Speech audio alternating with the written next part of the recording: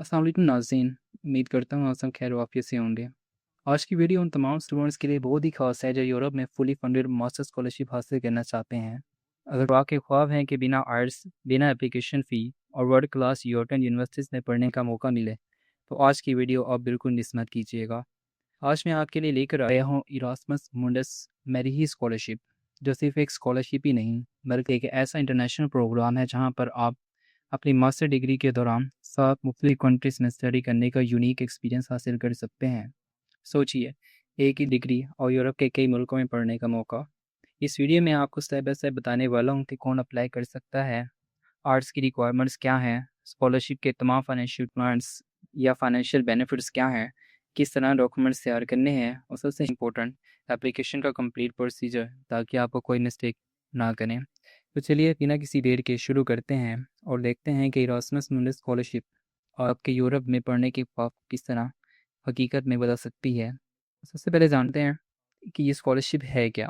The Erasmus मुंडस मेरी scholarship is a fully funded international master scholarship sponsored by European union, यानी कि ऐसी scholarship है जो यूरोपियन यूनियन की तरफ से मास्टर के लिए फुली फंडेड स्कॉलरशिप है।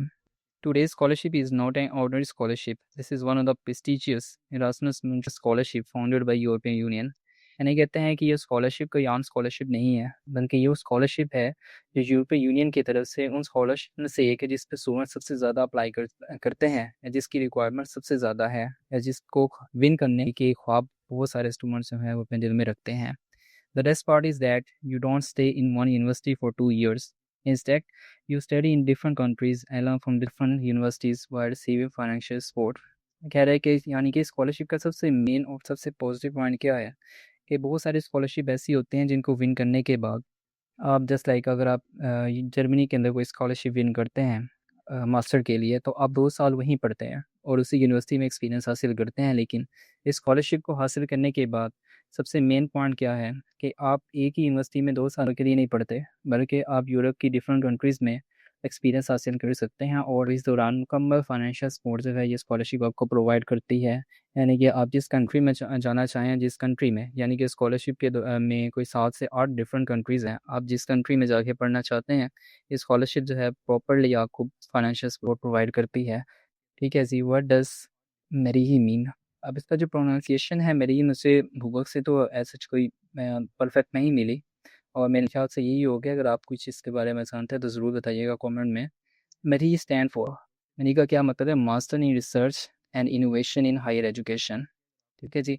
This master degree teach students how universities are managed and improve, यानी कि स्कॉलरशिप को हासिल करके आप क्या सीखेंगे, यानी कि यूनिवर्सिटीज़ कैसे काम करती हैं, आप यूनिवर्सिटीज़ कैसे मैनेज करती हैं, यूनिवर्सिटीज़ कैसे अपनी पॉलिसीज़ बनाती हैं और कैसे ये सारा का सारा निज़ाम जो है वो यूनिवर्सिटीज़ के अंदर चलता है।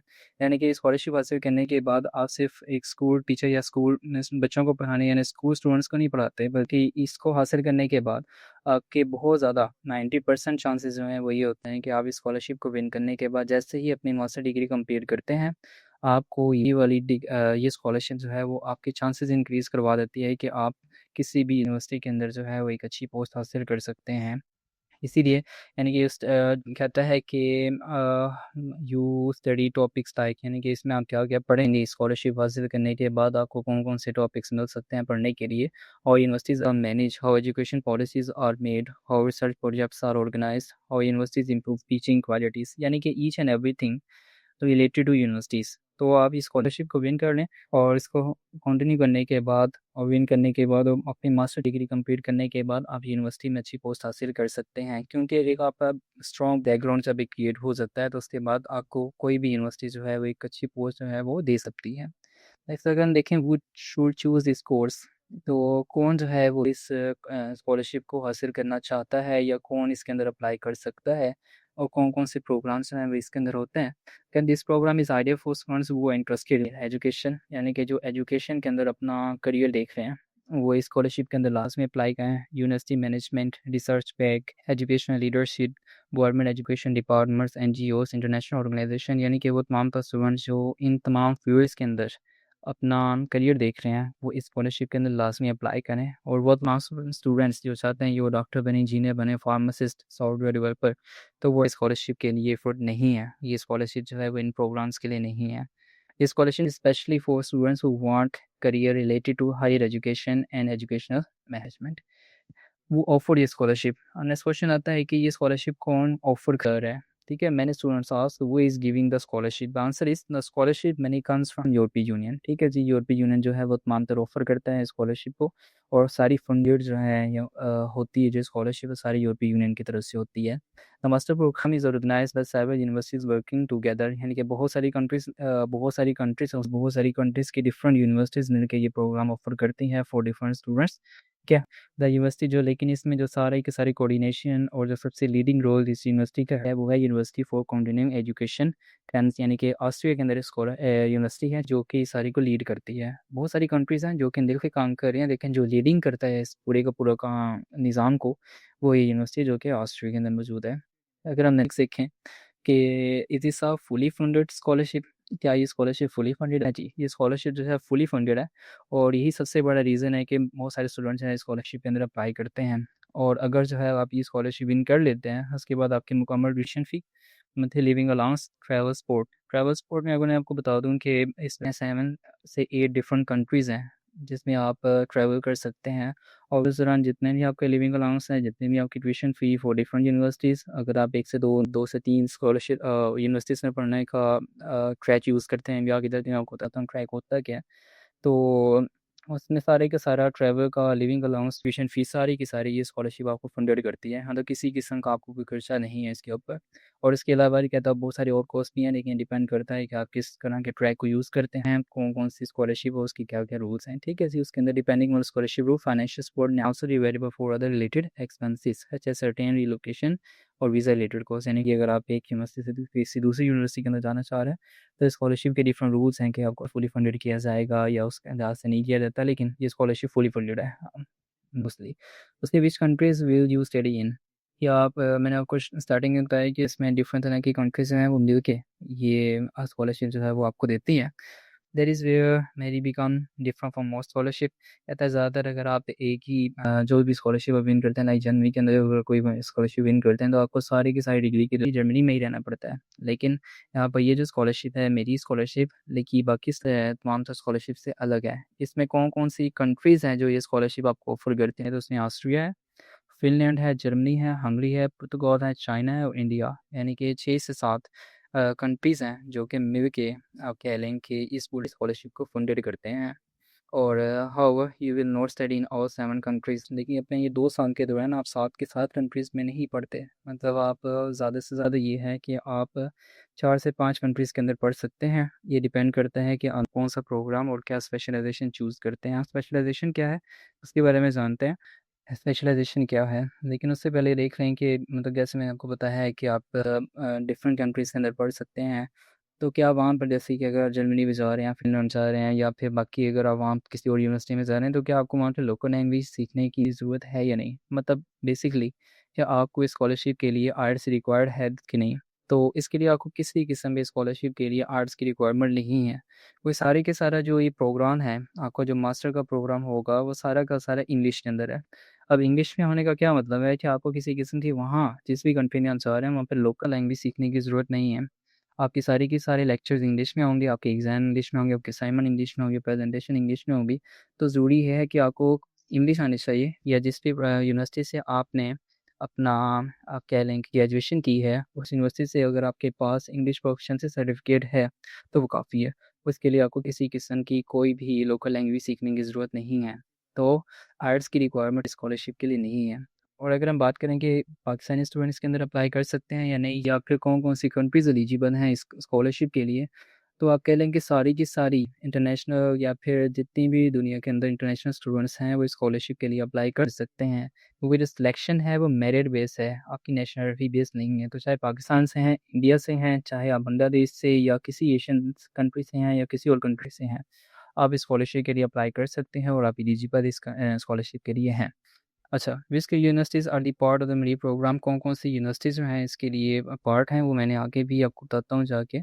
तो इसमें आप कह लें कि आपके पास यूनिवर्सिटी द आस्टे जो कि सारा इसको लीड करता है। उसके बाद टेम्पर यूनिवर्सिटी इन फ़िनलैंड, और Osnabruck university of applied sciences Germany, उसके बाद है ऑल्फर्स लॉरेंट यूनिवर्सिटी हंगरी के अंदर, यूनिवर्सिटी ऑफ एविरो पुर्तगाल के अंदर, बीजिंग नॉर्मल यूनिवर्सिटी चाइना के अंदर, Thapar institute of engineering and technology India के अंदर। तो ये तमाम तरह यूनिवर्सिटीज़ हैं जो इसके अंदर आप अपने मास्टर प्रोग्राम के दौरान पढ़ सकते हैं, ठीक है। और मैंने आपको पहले कहा था स्पेशलाइजेशन के बारे में बताता हूँ। मेन स्पेशलाइजेशन क्या है, मतलब जितने लोग भी जितने भी स्टूडेंट्स हैं जो कि हमारी स्कॉलरशिप के लिए अप्लाई कर रहे हैं, उसका ये मतलब नहीं है कि उन सब ने एक ही सब्जेक्ट पढ़ना है। हर एक का डिफरेंट डिफरेंट सब्जेक्ट होगा। जैसे पहले भी बात मैंने की है कि इसमें एजुकेशन है, यूनिवर्सिटी मैनेजमेंट है, एनजीओज़ के लिए, इंटरनेशनल ऑर्गेनाइजेशन के लिए आए, तो मुख्तलिफ तरह के प्रोग्राम इसके अंदर है। मतलब जैसे ही आप एक इस प्रोग्राम को या स्कॉलरशिप को विन करते हैं, स्टूडेंट ने देन स्पेशलाइजेशन के लिए खुद को ये चूज़ करना होता है। स्पेशलाइजेशन के लिए किसी प्रोग्राम को चूज़ करना होता है जिसे हम कहते हैं स्टडी ट्रैक।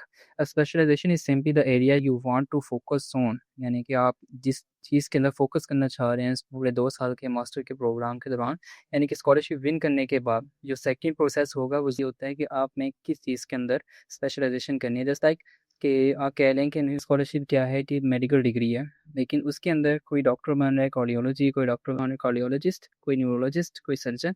तो डिफरेंट तरह के प्रोग्राम्स जो हैं वो इसके अंदर हैं। तो जैसे ही आप स्कॉलरशिप विन करेंगे तो आपने देन स्पेशलाइजेशन चूज़ करनी होती है अपने इंटरेस्ट के अकॉर्डिंग।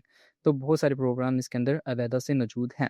और जैसे हमने पहले कहा है कि बिलियर्ड ट्रैक क्या है, मतलब आप एक यूनिवर्सिटी से दूसरी यूनिवर्सिटी किस तरह से मूव कर सकते हैं, कैसे आपकी स्टडी होगी। जस्ट लाइक फॉर एग्जांपल हम कहते हैं the rule you follow during your studies. For example student A है, उसने ऑस्ट्रिया के वो फिनलैंड के अंदर पढ़ा है। स्टूडेंट बी ने जो है वो my study in Austria Germany, student C my study in Austria Portugal. यानी कि ये आपकी मर्ज़ी होती है, जैसे ही आप चूज़ कर लेते हैं अपनी स्पेशलाइजेशन के अंदर आपके पास डिफरेंट तरह के ट्रैक्स पहले से मौजूद होते हैं कि अगर आप ये वाला प्रोग्राम चूज़ कर रहे हैं तो आप इस ट्रैक के अकॉर्डिंग इस यूनिवर्सिटी के अंदर जाके पढ़ेंगे, ठीक है। तो इस और ड्यूरिंग क्या मैं आपको जब आगे जाके बताऊँगा कि आपने स्कॉलरशिप के अंदर अप्लाई करना कैसे, कंप्लीट प्रोसीजर भी हम इसमें वीडियो के अंदर देखेंगे। तो वहाँ पर भी मैं आपको बताऊँगा कि किस तरीके से आपने इस चीज़ को चूज़ करना होता है। और जैसे मैं कह रहा हूँ कि जहाँ पर हमने बात की है लाइक एक स्टूडेंट ए है उस टाइम ऑस्ट्रेलिया और सॉरी ऑस्ट्रिया और फिनलैंड के अंदर पढ़ा है। तो इन दोनों में से कौन-सी कंट्री जो है वो इसको आप कह लें कि मास्टर की डिग्री जो है प्रोवाइड करेगी। तो ये भी कन्फ्यूजन है, इसको देख लेते हैं। जैसे हम कहते हैं we university give the degree, जैसे कि डिपेंड करता है लाइक अगर आपने 2 यूनिवर्सिटी से पढ़ा है तो हो सकता है कि दोनों कंट्रीज़ मिल के आपको डिग्री दे दें, तो हम इसे कहते हैं जॉइंट डिग्री। जैसे कि अगर हम देखते हैं जॉइंट डिग्री क्या है, लाइक फॉर एग्जांपल स्टूडेंट है, उसने यूनिवर्सिटी ए में भी पढ़ा है, यूनिवर्सिटी बी में भी पढ़ा है, तो दोनों यूनिवर्सिटीज़ अगर उसको मिल के एक ही डिग्री प्रोवाइड करेंगे तो हम कहेंगे वन जॉइंट मास्टर डिग्री।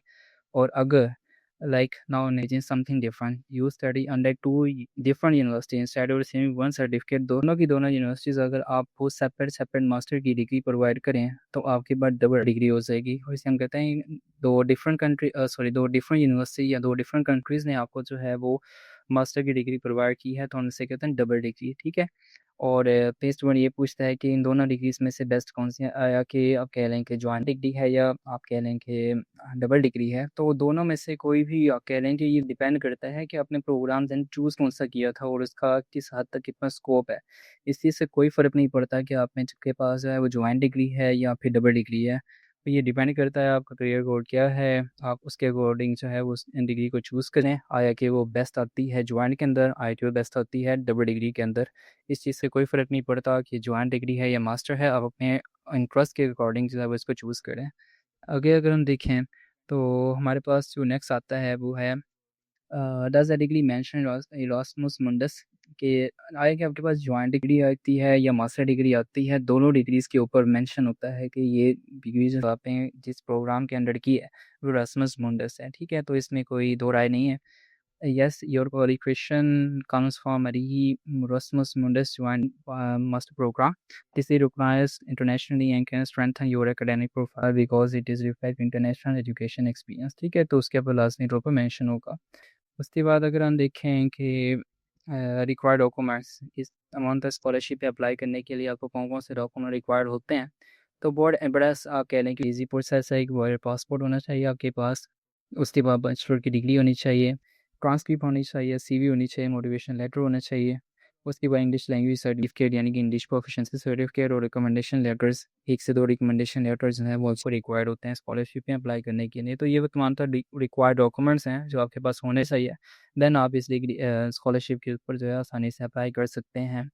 अच्छा, और इसके बाद हम देखें कि सिलेक्शन क्राइटेरिया क्या है, किस तरीके से जो है स्टूडेंट को जो है वो चूज़ किया जाता है इस प्रोग्राम के लिए।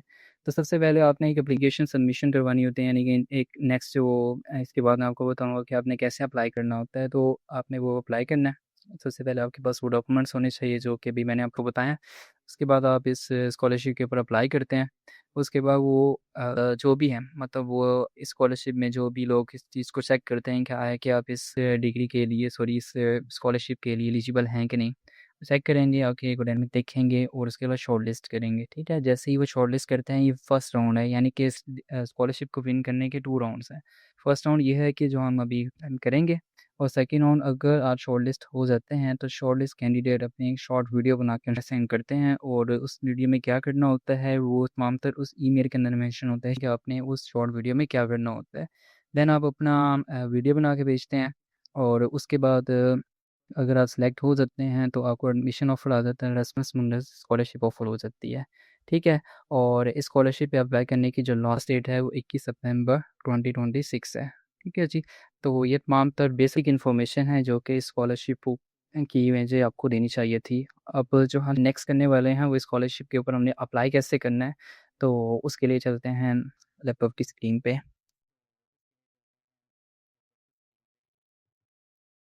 अच्छा, तो करना क्या आपने, सबसे पहले आपने गूगल पे आना है और इस लिंक को आपने, जो कि आपकी डिस्क्रिप्शन में मौजूद होगा, आपने उस पर क्लिक करना है। जैसे आप क्लिक करेंगे तो आप इस ऑफिशियल पेज के ऊपर स्कॉलरशिप के आ जाएंगे। आप यहाँ पर आपको तमाम तरह से इन्फॉर्मेशन दी है, वो तमाम तरह इन्फॉर्मेशन जो मैंने आपको पहले ही प्रोवाइड कर दी है। आपको मज़ीद इसके बारे में पढ़ने की ज़रूरत नहीं है, ना तो एप्लीकेशन प्रोसेस को देखने की ज़रूरत है। आपने आना सबसे नीचे और यहाँ पर आके अपनी अपनी ईमेल ऐड कर देनी है। मैंने ऑलरेडी इंटर कर दी है, और जो भी आपके पास वर्किंग में ईमेल है आपने उसको ऐड कर देना है। जैसे ही आप इंटर पे जो है वो क्लिक करते हैं तो ये आपको एक लिंक भेज देंगे उस कह लें कि ईमेल पे जो कि आपने इंटर की होगी। जैसे ही आप कंप्लीट एप्लीकेशन पे क्लिक करते हैं तो ये आपके पास एक नया पेज ओपन करके दे देता है। ठीक है, जैसे ही आप नए पेज पे आते हैं तो यहाँ पर उसने वो तमाम तरह इन्फॉर्मेशन ऐड की है जो आपने ऑलरेडी इंटर कर दी है। लाइक आपने अपना पहला नाम, अपना लास्ट नेम, अपनी ईमेल जो आपने इंटर की है वो ऑलरेडी यहाँ पर मौजूद होगी। अच्छा, उसके बाद आपने करना क्या है, आपने अपने street, city, state, postal code, country, ये सारी चीज़ें यहाँ पर ऐड कर देनी है। डेट ऑफ बर्थ, ये बेसिक इन्फॉर्मेशन है, मेरे ख्याल इसके बारे में मुझे आपको बताने की ज़रूरत है। जेंडर को ऐड करें, प्लेस ऑफ बर्थ जहाँ पर आप पैदा हुए हैं, कंट्री कौन सी है आपकी, उस तमाम तो इंटर आपने कर देना। नेशनलिटी आपने चूज़ कर देनी है, लाइक पाकिस्तान से, इंडिया से हैं या यूरोप के किसी कंट्री से हैं, आपने यहाँ पर अपनी नेशनलिटी को इंटर कर देना। अगर आपके पास ड्यूअल नेशनलिटी है, अगर आपके पास एक से ज़्यादा नेशनलिटीज़ हैं तो आप इस सेकंड ऑप्शन भी चूज़ कर सकते हैं। उसके बाद आपने करना क्या है, अब आई लाइक टू अप्लाई करना के लिए चाह रहा हूँ, यानी कि सबसे मेन चीज़ है यहाँ पर है कि ट्यूशन फीस स्कॉलरशिप के लिए अप्लाई करना चाह रहे हैं, इरास्मस मुंडस के लिए करना चाह रहे हैं, Erasmus Mundus and tuition scholarship के लिए अप्लाई करना चाह रहे हैं। मैं यहाँ पर जिस स्कॉलरशिप के लिए अप्लाई करने के लिए चाह रहा हूँ वो है Erasmus Mundus and tuition fee scholarship. मैं यहाँ दोनों के लिए अप्लाई करना चाह रहा हूँ। रीज़न क्या है, रीज़न ये है कि हो सकता है कि वो मुझे रिजेक्ट कर दे अगर मैं ट्यूशन फीस स्कॉलरशिप के ऊपर अप्लाई करने के लिए जाऊँ। तो हो सकता है कि अगर मैं इरास्मस मुंडस को चूज़ करूँ मुझे इस पर रिजेक्ट कर दे। अगर मैं दोनों के ऊपर अप्लाई करता हूँ तो किसी अगर एक चीज़ के लिए भी रिजेक्ट होता हूँ, लाइक ट्यूशन फ़ी के लिए रिजेक्ट होता हूँ, तो हो सकता है कि मुझे इरास्मस मुंडस के लिए चूज़ कर ले।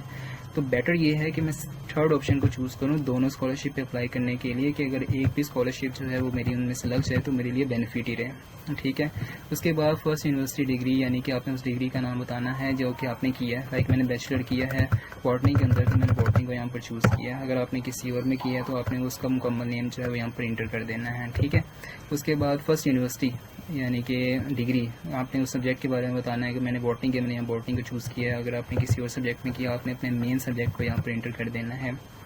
उसके बाद जिस यूनिवर्सिटी से आपने किया आपने उसका नेम मेंशन करना है, यानी कि कौन सी यूनिवर्सिटी है। लाइक अगर आपने फैसलाबाद से किया तो यूनिवर्सिटी ऑफ फैसलाबाद है, लाहौर से यूनिवर्सिटी ऑफ लाहौर है, सरगोदा से किया यूनिवर्सिटी ऑफ सरगोदा है। तो जिस भी यूनिवर्सिटी से आपने किया है आपने उसका मुकम्मल नेम जो है वो यहाँ पर इंटर कर देना है। ठीक है। उसके बाद कहता है कि क्या आप अपना डिग्री का जो नेम है या यूनिवर्सिटी का जो नेम है डेडलाइन के बाद इंटर करना चाह रहे हैं या अभी करना चाह रहे हैं, क्योंकि मैंने अभी इंटर करना है तो मैं इस ऑप्शन को जो है वो नो चूज़ करूँगा। ठीक है। उसके बाद यहाँ पर सेकंड आ जाता है हमारे पास इंग्लिश टेस्ट। कि इंग्लिश टेस्ट क्या है, अगर मेरे पास आर्ट्स हैं यहाँ पर तो मैं आर्ट्स लिखता हूँ और साथ में मेरे आर्ट्स के स्कोर क्या है, फॉर एग्जांपल 6.9 है या 6.8 है, मैंने यहाँ पर इंटर कर देना है। अगर मेरे पास नहीं है, आर्ट्स नहीं है, तो मैं यहाँ पे लिखूँगा इंग्लिश प्रोफिशिएंसी सर्टिफिकेट। ठीक है। तो जो भी मेरे पास है मैं मुकम्मल नेम जो है वो उसका इंटर यहाँ पर कर दूँगा। कहता है कि क्या फॉर एग्जांपल अगर आपके पास इंग्लिश प्रोफिशिएंसी भी नहीं है और आपके पास अगर आप आर्ट्स कर रहे हैं या अगर आपके पास इंग्लिश प्रोफिशिएंसी है लेकिन आप आर्ट्स को ऐड करना चाह रहे हैं, तो आप यहाँ पर ऑप्शन चूज़ करते हैं कि मैं लेट सबमिशन यानी कि बाद में इसके बारे में इंटर करूँगा, तो आप येस करके बाद में इंटर कर सकते हैं यहाँ पर। ठीक है। और उसके बाद यानी कि लास्ट डेट गुजरने के बाद आप इस एप्लीकेशन के अंदर चेंजेस कर सकते हैं।